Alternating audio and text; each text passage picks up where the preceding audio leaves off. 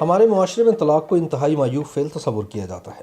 یہی وجہ ہے کہ حالات جیسے بھی ہوں، لڑکا اور لڑکی بہت مجبوری میں طلاق کے لیے رضامند ہوتے ہیں۔ لیکن اگر پاکستان شوبز انڈسٹری پر نظر ڈالیں تو نظر آتا ہے کہ یہاں طلاق کو گالی نہیں بلکہ فیشن سمجھا جانے لگا ہے۔ گزشتہ چند برسوں کے دوران شوبز کی چکا چوند دنیا میں طلاق یا علیحدگی کا لفظ ایسے پروموٹ ہو کر سامنے آیا ہے جیسے کہ حکومت کی جانب سے ملنے والا کوئی اعلیٰ اعزاز ہو۔ زیادہ تر فلمی جوڑے شادی کا لڈو کھانے کے کچھ عرصے بعد ہی طلاق لینے کے لیے کوشاں دکھائی دیتے ہیں، اور پھر اس کام کو انجام دینے کے بعد فخریہ انداز میں اس کو سوشل میڈیا اور دیگر ذرائع سے لوگوں تک پہنچانے کو ہی اپنی اولین ذمہ داری سمجھتے ہیں۔ شوبز کی دنیا میں لو میرج کا رجحان بہت زیادہ ہے، لیکن اس کا افسوسناک پہلو یہ ہے کہ یہاں لو میرج کی کامیابی کا تناسب 30% سے بھی کم ہے۔ اکثر یہی دیکھا گیا ہے کہ پہلے لوگ ایک دوسرے کی محبت میں اندھے ہو کر جلد بازی میں شادی کا فیصلہ کر لیتے ہیں، لیکن چند سال گزارنے کے بعد انہیں اپنے جیون ساتھی میں بہت سی برائیاں نظر آنے لگتی ہیں۔ یوں وہ لوگ جو کل تک ایک دوسرے کے بغیر سانس لینا بھی گوارا نہیں کرتے، اچانک وہاں چلے جاتے ہیں جہاں سے واپسی بھی ممکن نہیں ہوتی۔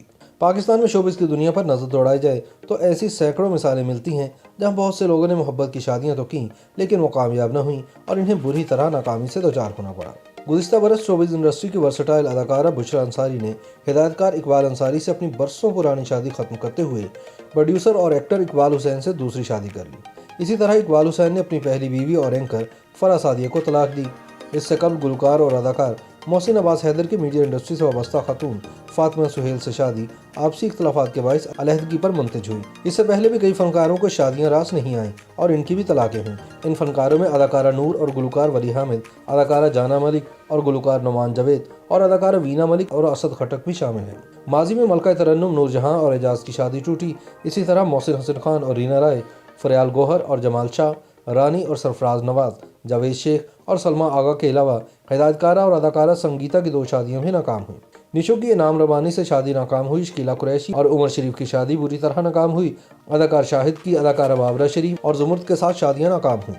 زیبا بیگم کی بھی پہلی شادی ناکام رہی۔ اداکارہ بندیا نے اسد نذیر سے شادی کی جو چند سال ہی قائم رہ سکی۔ اسی طرح اداکارہ سونیا خان اور بابر خان کی لو میرج بھی چند سال بعد ہی ختم ہو گئی۔ اداکار فیصل کی پہلی شادی بھی ناکام ہوئی۔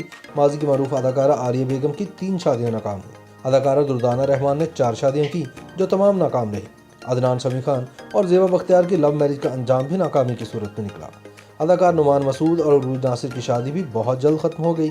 صبا پرویز کی پہلی شادی بھی ناکام ہوئی۔ نادیہ افغان کی پہلی شادی بھی ناکامی پر منتج ہوئی۔